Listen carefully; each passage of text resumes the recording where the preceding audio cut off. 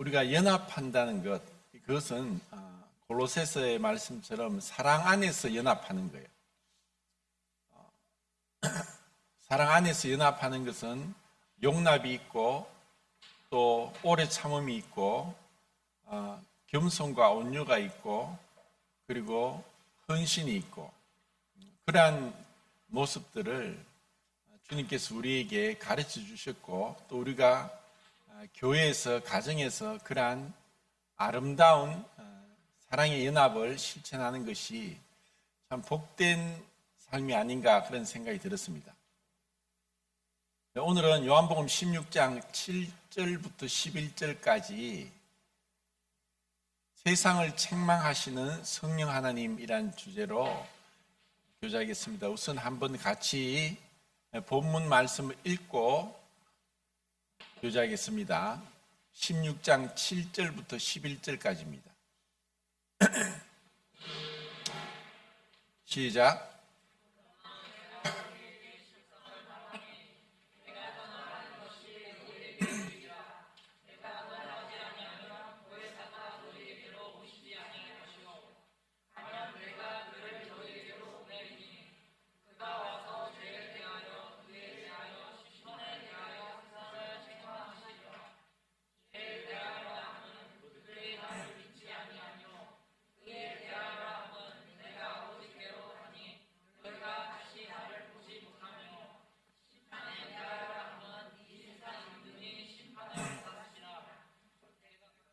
예. 주님께서 지금 다락방 설교에서 떠나신다, 또 아버지께로 가신다 하는 이 말씀을 계속 반복해서 하십니다. 그러면서 또 다른 보혜사를 보내주겠다라는 약속의 말씀도 또 반복해서 하십니다. 주님께서 정말 중요한 말씀을 반복해서 하시는 것은 중요하기 때문이고 또 그것은 뭐 한 번 말씀하셔도 분명히 실천되는 거지만 이것은 더더구나 분명하게 성취된 것입니다. 우리는 요한복음 1장을 보면서 너무나 단순하면서도 복된 말씀 그리고 그 말씀으로 수많은 사람들이 구원을 확신하고 그 단순한 말씀 안에서 기쁨을 얻었지만 또 한편으로는 왜 이와 같이 사람들이 믿지 않을까 하는 그러한 의아스러움도 있습니다. 1장에 보면은 주님이 자기 땅에 왔지만 사람들이 영접지 아니했습니다. 영접지 아니하였으나 그러나 영접하는 자 곧 그 이름을 믿는 자들에게는 하나님의 자녀가 되는 권세를 주셨으니 라고 하셨어요. 단순히 믿는 것으로 인해서 하나님의 자녀가 되는 권세를 주시는 거예요. 하나님의 자녀가 된다는 것은 믿음으로 되는 것이고 그것이 믿음으로 땅에 속한 자가 사람의 자녀가 하나님의 자녀로 다시 태어난다는 것이죠. 이것은 너무나 놀라운 겁니다. 우리는 믿고 영접하는 그것으로만 하나님의 자녀가 되게 하셨다는 거예요. 그리고 지금은 하나님의 자녀라고 해서 그것이 얼마나 놀라운지를 모를 수 있어요. 근데 우리는 하나님의 자녀가 된 그 권세를 누리는 것은 믿음을 믿는 만큼 권세를 누리는 것 같아요. 정말 그 가치를 잘 모를 수도 있고 또 하나님의 자녀가 되었지만 여전히 땅에 있는 세상 사람들처럼 살아갈 수도 있어요. 미운 오리 새끼처럼 자신이 백조인데도 오리 새끼 속에 있으면서 백조의 신분을 모를 수도 있는 것이 이 하나님의 자녀에 대한 여러 상태가 아닌가 싶습니다. 그런데 왜 그들이 믿지 않을까? 그리고 예수님이 보내주신 그 보혜사 성령님이 오셔서 세상을 책망하신다고 했습니다. 죄에 대해서, 의에 대해서, 심판에 대해서. 죄에 대해서라면 저희가 나를 믿지 아니하며 의에 대해서라면 내가 아버지께로 다시 감히요 심판에 대해서 하면 이 세상 임금이 심판을 받았습니다. 그것이 이제 16장 11절에 예수님이 이 세상 임금이라고 표현한 것을 14장 30절에 또 동일하게 이 세상 임금이 오겠습니다라고 하셨습니다. 이 세상 임금, 이 세상은 이 눈에 보이지 않는 공중의 권세 잡은 자가 불순종의 아들들 가운데 역사하면서 사람들을 죄와 사망의 종로로 타게 하고 지옥으로 끌고 가고 있습니다. 사람들은 그것을 몰라요. 눈에 보이지 않고 또 직접적으로 어떠한 영향력을 미치지 않는 것 같지만 이 세상 임금은 에덴 동산에서부터 아담에게 또 가인에게 또 그 후손들에게 역사하고 또 이 세상 문명을 일으키면서 이 세상을 지금까지 지배해 왔습니다. 이 세상의 거의 모든 문명은 이 가인의 후예들이 야발, 유발, 두발, 가인이 최초의 문명을 일으켰고 그리고 이후에 라멕이 하나님 말씀을 명확한 말씀을 불순종하면서 일부 다처제를 이끌어왔고 그리고 니므롯이 홍수 이후에 이 세상의 최초의 영걸이다. 최초의 어떤 정치적인 군사적인 지도자로서 반역자로서 그 길을 걸었습니다. 그래서 수많은 사람들이 그 길로 갔어요. 지금도 여러 모양으로 그런 믿지 않도록 하는 거예요. 우리는 다 주님을 믿고 있기 때문에 별로 그렇게 생각을 안 하셨을지 모르지만 불교를 생각할 때 왜 사람들이 그 불교에 빠지고 불교를 믿고 열광하는가? 어떻게 보면 불교는 굉장히 철학적이고 또 굉장히 어떤 깊이가 있는 것 같아요. 그런데 그 불교의 가장 치명적인 약점, 치명적인 잘못은 무엇인가? 그것을 사실 그 불교 신자도 모르지만 우리 그리스도인들도 어떻게 잘 모르는 것 같아요. 우리가 믿는 하나님과 불교에서 말하는 그 불교의 차이점이 뭘까요? 여러 가지가 있겠지만 가장 큰 차이점은 그 죄에 대한 의식이 전혀 없는 것이 불교입니다. 불교에서 이야기하는 것은 고통을 어떻게 해소할 것인가. 이 고통은 생로병사, 또 108번뇌, 이렇게 얘기하면서 인생은 고통이다. 태어났는데 왜 태어난 사람이 나이가 들고 병들고 통증으로 고생을 하고 온갖 질병으로 고통을 당하고 죽음을 피할 수 없는가? 이것에 대한 지극히 인간적인 그런 질문에 대한 해답을 찾고자 했고 그것을 찾아서 해탈이라고 하는 그리고 또 나중에 불교의 어떤 교리나지만 윤회가 또 들어와서 사람들이 그것이 진리인 것 그냥 믿고 있다는 거예요.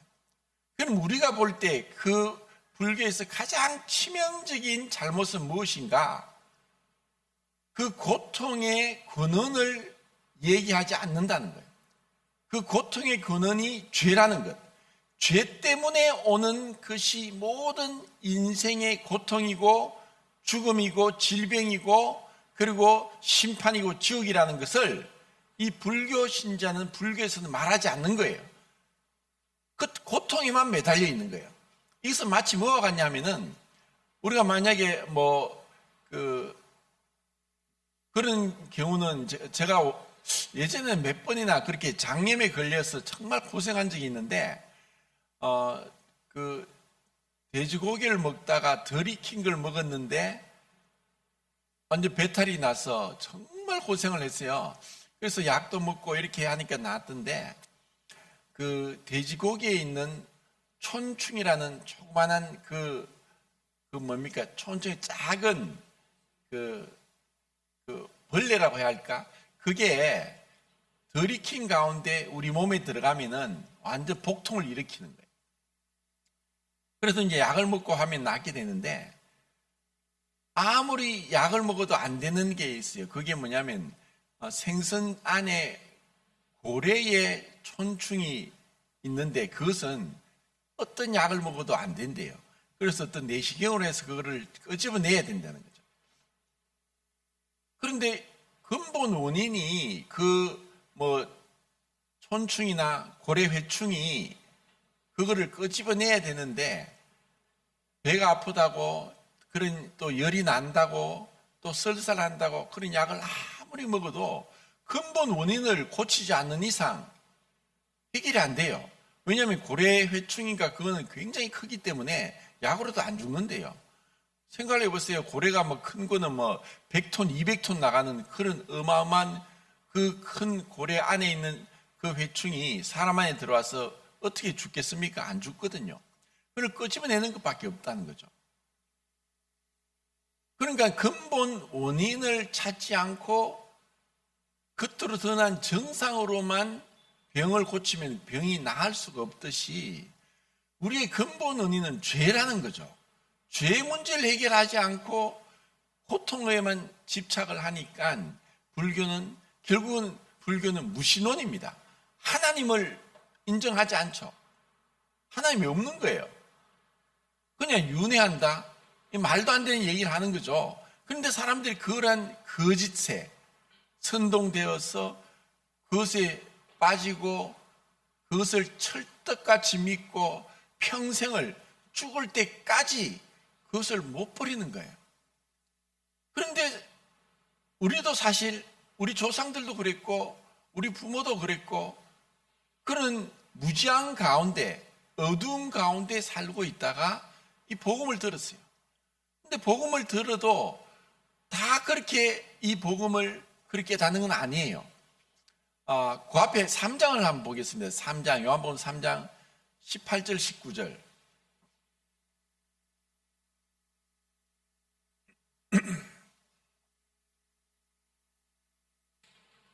자, 읽겠습니다. 3장 18절, 19절 시작.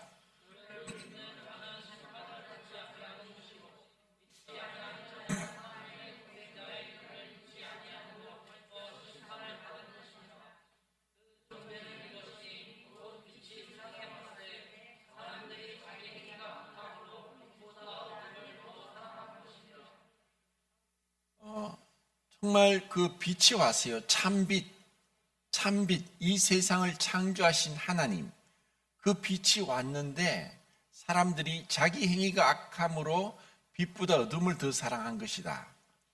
그래서 빛 가운데 나오지 않은 거예요. 빛을 싫어하는 거죠. 마치 바퀴벌레가 빛을 보면 손살나게 도망을 가버리듯이 사람들은 이 빛을 싫어하는 거예요. 그리고 진리를 싫어해요. 그냥 어둠 속에서 죄의 악을 물마심 같이 마시면서 그곳에 있는 걸 더 좋아하는 거예요. 경기도 어느 지역인가 우리나라 기독교 교회 재단에서 운영하는 교도소가 있대요. 그곳에는 이제 정부에서 운영하는 교도소와 다르게 또 굉장히 막대한 돈이 들어가서 지은 거죠. 그리고 안에 시설이나 또 음식이나 이런 게 정부에서 운영한 교도소와 완전히 특별하게 뛰어나게 좋다는 거예요. 그래도 교도소지만, 근데 그 교도소에서 모으면 죄수들을 그쪽으로 가게 하고 이렇게 하는데, 그곳에 가면 이제 그 음식도 잘 나오죠. 그리고 또 안에 방도 하여튼 저는 가보지는 않았지만 교도소보다 더 여러 배 다 좋대요. 그런데 그곳에 간 사람들이 그것을 못 견디고 다시 일반 그 정부에서 운영한 교도소로 가는 사람도 있대요. 왜 그런가 하면은 그 기독교 재단에서 운영하는 교도소는 매일 예배를 드리고 찬양을 해야 되는데 그게 싫었어. 그런 것을 하기 싫어서 그냥 나는 불편하더라도 그게 싫어서 정부에서 운영하는 교도소로 다시 돌아간다는 얘기를 제가 들으면서 야, 사람들이 이렇게 빛을 싫어하는구나. 진리를 싫어하는구나. 이 진리를 얘기를 해도 안 믿는 거예요. 성령님이 오셔서 죄에 대해서 책망을 해도 안 믿는 거예요. 이런 자들보다 더 불쌍하고 안타까운 사람이 없어요. 그 뒤에 8장을 또 보겠습니다. 8장 24절.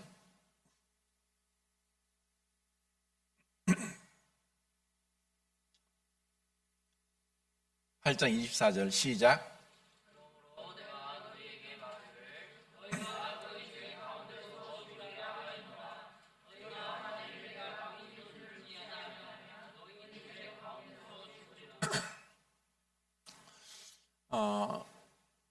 전에 이제 제가 이 부분을 말씀을 드린 건데, 내가 그인 줄 믿지 않으면 너희가 죄 가운데 죽으리라. 내가 그다라는 말씀은 그 모세오경과 이사야서에 계속 반복해서 나옵니다. 하나님이 내가 그다. 바로 내가 그 메시아다. 내가 그 하나님이다.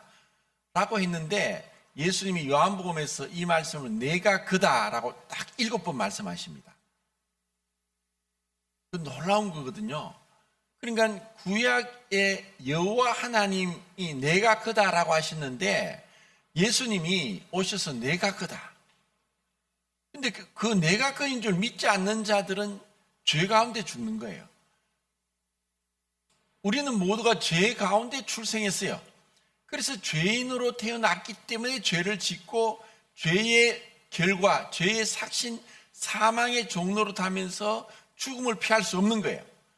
그런데 예수님을 믿으면 우리는 죄로부터 사망으로부터 해방받게 돼요. 이것은 우리의 힘이 아니라 그분의 능력이고 그분이 이 땅에 오셔서 구원의 그 사역을 완성하시고 죽으시고 부활하시고 성천하시고 또 성령을 보내주셔서 그 성령의 책망을 통해 죄에 대해서 의에 대해서 심판에 대해서 증거하실 때 그것을 믿고 돌이킨 사람들에게는 이제 죄 가운데 죽는 일이 없다는 거예요. 이것은 너무나 큰 축복이에요. 우리는 죄 가운데 죽는 것이 아니라 우리가 죄가 용서받은 가운데 하나님께서 우리를 의롭다 하시는 가운데 우리는 죽음을 맞이하지만 우리는 곧 눈을 떠서 주님이 예비하신 그 영원한 천국에서 살게 될 거예요. 이것이 우리의 소망이에요. 그래서 이 죄 가운데서 죽는 이 세상 사람들, 그들에게 성령이 계속 책망하시고 증거하시고, 그리고 그 성령이 어떻게 증거하시냐? 우리 믿는 사람들의 입술을 통해서, 전도를 통해서, 우리의 행실을 통해서, 우리의 삶을 통해서 그들에게 증거하는 거예요. 그리고 우리는 끊임없이 그들을 향한 불쌍히 여기는 마음, 안타까운 마음, 그들이 죄 가운데에서 죽어서 맞이하게 될 그 심판, 그 하나님의 영원한 그 심판, 저주를 그들은 모르기 때문에 우리는 전해야 되는 거예요. 전하지 않을 수 없어요. 말하지 않을 수 없고 그들이 믿든가 믿지 않든가, 그리고 그들이 전했을 때 그들이 거부하고 믿지 않으면은 다른 사람한테 하면 돼요. 우리가 낙심할 필요는 없어요. 그리고 그렇게 하다 보면은 우리의 말이 능력이 있고 우리의 말이 설득력이 있는 것이 아니라 성령께서 그들을 책망하시고 돌이키고 깨닫게 하시기 때문에 구원의 역사가 일어나는 거예요. 그러기까지 우리는 울며 씨를 뿌려야 돼요. 그리고 기도해야 돼요. 그리고 영혼을 불쌍히 여기게 돼요. 우리의 삶의 목적이 무엇입니까? 왜 주님이 우리를 이 땅에 두셨습니까? 성령께서 죄에 대해서 책망하시는 그 도구가 되기 위해서 우리는 이 땅에 남겨진 거예요. 너희들이 죄 가운데서 죽으면 심판을 피할 수 없다. 그때는 돌이킬 수 없다. 정말 예수님을 믿지 않는 것이 죄다. 그리고 예수님이 죽으시고 부활하시고 성천하셔서 아버지께 가셨다. 이것을 믿을 때 우리는 의롭게 된다. 의롭다함을 받게 된다. 결국 성령이 증거하시는 것은 예수님의 삶을 통해서 그분을 믿게 되는 그 성육신과 그리고 그의 공생의 삶, 그리고 의는 뭐냐? 그분의 죽으심과 부활과 성천을 통해서 우리의 범죄함을 위하여 주님은 내어줌이 되고 우리를 의롭다 하심을 위하여 살아나셨느니라. 로마서 4장 25절에 그 말씀대로 주님은 다시 부활하시고 성천하셨어요. 그게 의인 거예요. 그러니까 우리가 의롭게 되는 것은 내가 착한 일을 하는 것이 아니라 예수 그리스도의 죽음과 부활과 성천을 믿게 될 때 의롭게 된다는 거예요. 그리고 이 세상 임금이 심판을 받았다. 심판을 받았는데 아직까지 집행유예인지 끝까지 버티고 있어요. 이것을 주님은 우리에게 맡기셔서 장차올 심판에 대해서. 자, 사도행전을 보겠습니다. 사도행전 24장.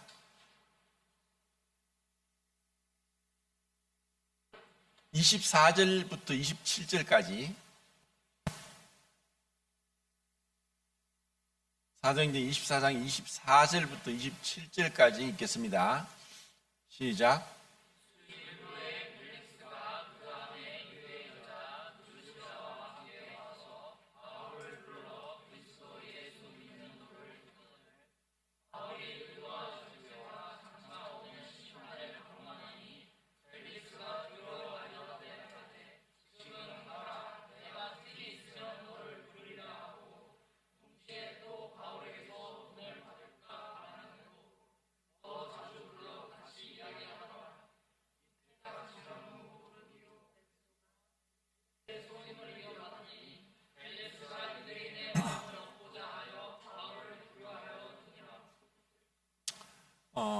사도 바울이 그렇게 원했던 예루살렘에 도착하기 위해서 좀 더 빨리 가고자 하는 열망이 있었고, 그래서 에베소에도 못 들르고 어디에 들어와 있은가 하여튼 에베소 장로들 만나서 정말 작별의 인사를, 눈물 어린 작별을 하는 그런 가운데 이제 예루살렘에 도착했는데 오히려 죄수로 붙잡혀서 그곳에서 감옥에 있게 된 거예요.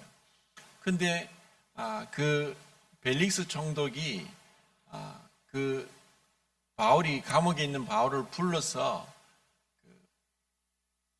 뭔가를 듣고자 한 목적이 뭐냐면은 그 벨릭스가 탐심이 가득한 자여서 돈을 받고 바울을 불러서 얘기를 들었어요. 그런데 바울은 그걸 모르겠습니까? 이 자가 돈을 요구한다는 것, 그래서 돈을 주면은 풀려날 수 있다는 것, 이러한 것을 생각을 안 했겠어요? 근데 바울은 그런 벨릭스에게 의와 절제와 장차올 심판에 대해서 전했어요. 어떻게 보면 바울은 자기가 감옥에서 나올 수 있는 길보다도 이 자에게 이 그리스도의 복음을 전하는 것을 더 가치 있게 여겼고 그렇게 한 거예요. 그런데 이 벨릭스는 듣고 두려워했어요. 어떻게 보면 우리가 복음을 전하는 것이 네 예수 믿으면 다 천국 간다, 예수 믿으면 그 죄 용서 받는다 라고만 하는 것은 어쩌면 그것은 잘못된 복음일 수 있어요.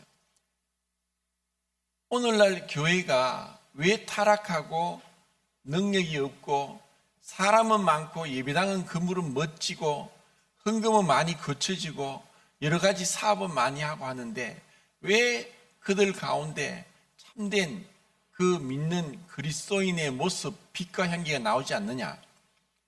이 복음에 있어서 죄에 대해서 분명하지 않은 거예요. 이 복음에는 의와 절제와 장차올 심판에 대해서 전하는 거예요. 그런데 벨릭스는 듣고 믿지 않은 이유가 있어요. 첫 번째는 탐심, 돈에 대한 탐심이 있었고, 두 번째는 유대인들의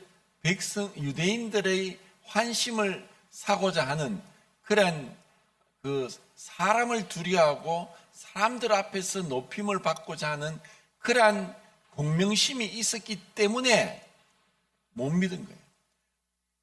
정말 바울이 이 복음을 능력 있게 전했음에도 불구하고 벨릭스가 두려워하고 정말 믿지 않으면 심판받는구나 하는 것을 알았지만 돌이키지 않았어요. 그리고 바울을 2년 동안 그냥 감옥에 놔두는 거예요. 그런 어떻게 보면은 유대인들의 환심을 사기 위해서 그는 끝까지 성령의 책망을 무시한 거예요.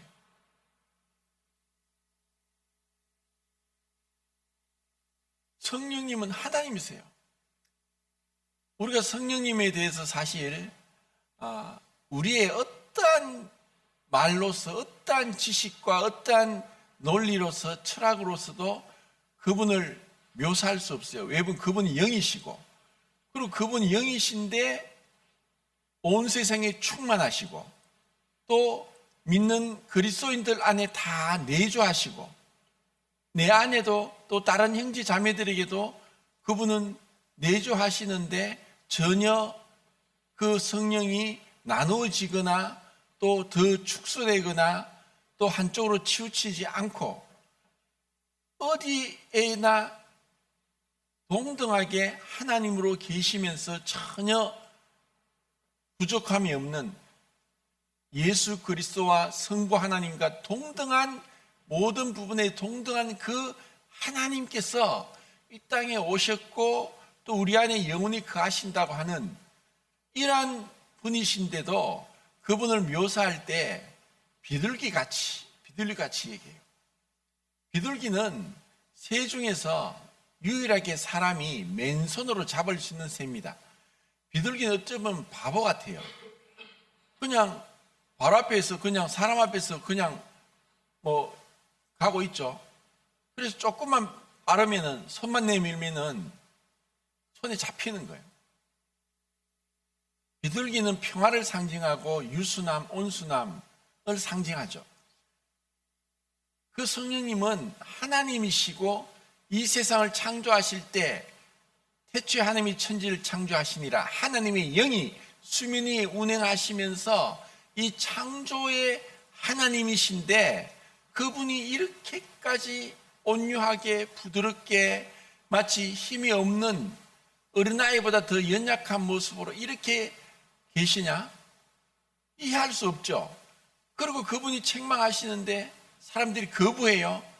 그런데 그분은 또 어떤 부분이 인격적이라서 거부하고 외면하는데 강제로 강압적으로 그렇게 하지 않는다는 거예요. 그래서 사람들이 더욱더 이 성령의 책망을 무시하는 거예요. 그래서 하나님을 무시하는 거예요. 하나님을 대적하는 것이고 하나님을 반역하면서 하나님 말씀에 불순종하는 거예요. 벨릭스가 이렇게 하는 모습을 우리가 보게 돼요. 자, 그러면은 우리 그리스도인들에게 어떻습니까? 우리 그리스도인들에게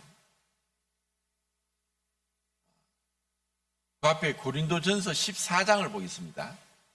그 뒤쪽에 있네요. 고린도전서 14장 24절 25절.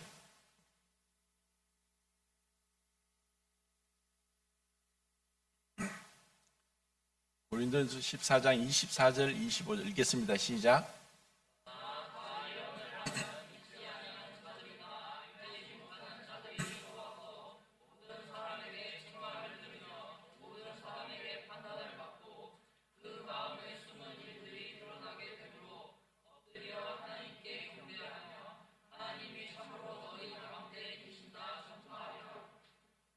예, 여기서 예언은 하나님의 말씀을 전하는 거예요. 그러니까 이 당시에는 아직까지 성경이 완성되지 않았어요. 지금 우리가 가지고 있는 신약 성경의 27권이 완전히 완성되기까지는 397년도에 카르타고에서 지금 27권을 완전히 이제 정경으로 인정을 했죠. 그 전에는 그냥 문서 따로따로 이렇게 쪽 문서로서 돌아다니고 두루마리 성경이 다녔기 때문에 예언이 필요했죠. 그리고 그 말씀을 또 강론하고 또 그렇게 했었는데, 이렇게 하나님의 말씀을 전할 때 이 믿지 않는 자들이 그것을 듣고 양심의 가책과 숨은 일이 드러나면서 두려워하고 그 앞에서 엎드리고 정말 하나님이 내 가운데 계신다 하면서 하나님께 나올 수 있는 이러한 역사가 이 하나님 말씀이 전할 때 일어나는 거예요. 그래서 우리는 너희들은 때를 얻든지 얻지 못하든지 그리 듣든지 듣지 않든지 부지런히 말씀을 전하라. 그러니까 우리의 말이 아니라 정말 하나님 말씀, 그 말씀으로 성령이 역사하셔서 사람들에게 이 그들의 숨은 일이 드러나고 죄가 드러나고 그들이 양심의 가책을 받고 말씀으로 인해 찔림을 받아서 회개하고 돌이키게 하는 거예요. 이것이 주님께서 우리에게 맡기신 거예요. 그래서 우리에게 이 땅에서 어떻게 보면은 주님도 그렇게 말씀하셨죠. 하늘나라에서는 의인 99보다 죄인 한 사람이 회개하는 것을 더 기뻐한다. 정말 우리에게 그 기쁨을 우리가 맛봐야 돼요. 그러기 위해서는 우리가 함께 또 누군가가 뭐 한 사람이 복음을 전한다고 사실 그게 되는 게 아니라 수없이 우리가 친절 베풀고 인내하고 사랑을 전하고 선물을 하고 음식 접대하고 함께 있어주고 얘기를 들어주고 해서 이런 마음밭을 가는 그 작업을 우리가 다 해야 되는 거예요.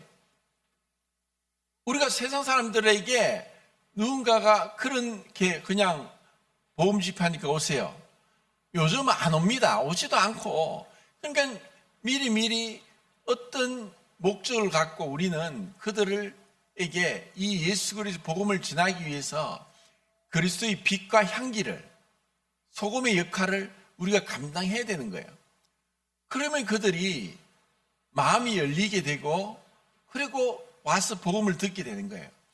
그런데 이렇게 하지 않고 이런 일을 하지 않는다면은 어떻게 그들이 복음을 들을 수 있겠어요?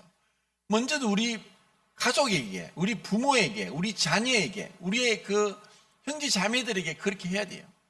그리고 내가 직장에 있는 누군가에게 또 내 친구에게 이와 같은 일을 위해서 내가 수고해야 돼요. 그래서 기도해야 되고 정말 주님 앞에 간절한 마음으로 기도해야 돼요. 어제 제가 부산 연제교회에서 그 영남 그 주일학교 학생회 청년회 교사들 세미나를 했는데 정말 그 교사들에게 그렇게 얘기했어요. 정말 교사들이 수고하고 또 계속 그 아이들을 위해서 헌신하는 그런 모습들이 참 보기 좋고 또 이것이 이제 체계화되어서 시스템화되어서 이 프로그램이 쫙쫙 돌아가고 각각 자기 맡은 분야에서 최선을 다하면서 그렇게 하는 모습이 참 좋다. 그런데 정말 그 중에서 제일 중요한 것, 이것이 하나 빠져버리면 그 모든 시스템이나 은사나 능력과 이러한 것들이 물거품이 될 수 있다. 그게 뭐냐? 기도다. 그것은 정말 골방에서 각 방에서 내가 맡은 아이들이 주님을 믿고 구원받을 수 있기를 원하는 그 구령의 열정, 그 영혼을 사랑하는 마음, 참으로 불쌍히 여기는 마음, 그것이 바로 주님의 마음이에요. 주님께서 이걸 원하시는 거예요. 주님이 예루살렘 성을 바라보고 눈물 흘리셨어요. 예루살렘아 예루살렘아 예루살렘아 예루살렘아 두 번이나 그렇게 말씀하시는 것은 정말 간절한 주님의 표현이 몇 번 안 나와요. 예루살렘아 예루살렘아 시몬아 시몬아 마르다야 마르다야 그리고 사오라 사오라. 자, 이런 몇 번 나오는 가운데 예루살렘을 향해서 네가 그 주님 앞에 그 회개하고 돌이키기를 원하는데 그들이 암탉이 그 새끼를 날개 아래 모음같이 모으기를 원했지만 너희들이 원하지 않는구나. 그런 눈물 어린 그 주님의 탄식을 우리가 마음에 새겨야 되고, 우리가 또 세상 사람들을 향해서 그런 마음이 있어야 돼요. 우리의 삶의 우선순위가 분명해야 되고, 이것이 없으면은 우리가 어떤 일을 결정하고 선택하고 하는 데 있어서 이것이 전제된 가운데 선택을 해야 돼요. 이것을 빠뜨리고 그냥 내 단순히 육신적인 그런 안락함이나 편안함, 그리고 육신적인 그런 생각으로 어떤 직장을 옮기고 이사를 가고 그런 데 있어서도 우리가 주님 앞에 기도해야 되는 거예요. 그리고 내가 이것이 정말 어떻게 하든 내가 복음을 전하는데 이것이 합당한가, 주님의 뜻인가, 주님께 기도하고 주님의 뜻을 구하고, 이런 어린아이 같은 간절한 마음과 끈기 있는 그런 기도가 필요한 거예요. 이런 것이 전혀 없이 그냥 육신적으로 그냥 마음에 어떤 애달픔도 없고 마음의 간절함도 없고, 또 정말 이 복음을 전해야 되겠다는 이 가족 구원에 대한 어떤 열망도 없이 그냥 내 육신적으로 편한 대로 어떤 일을 선택하는 것은 죄인 거예요.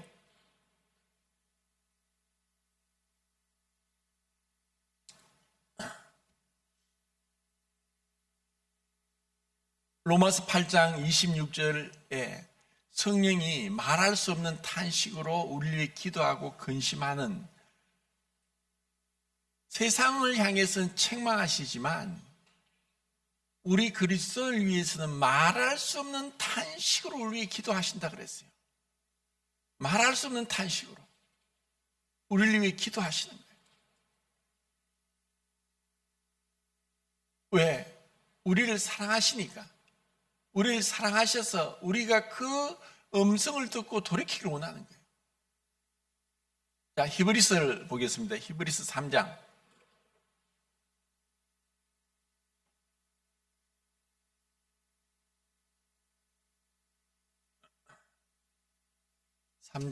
12절, 13절, 14절 읽겠습니다. 시작.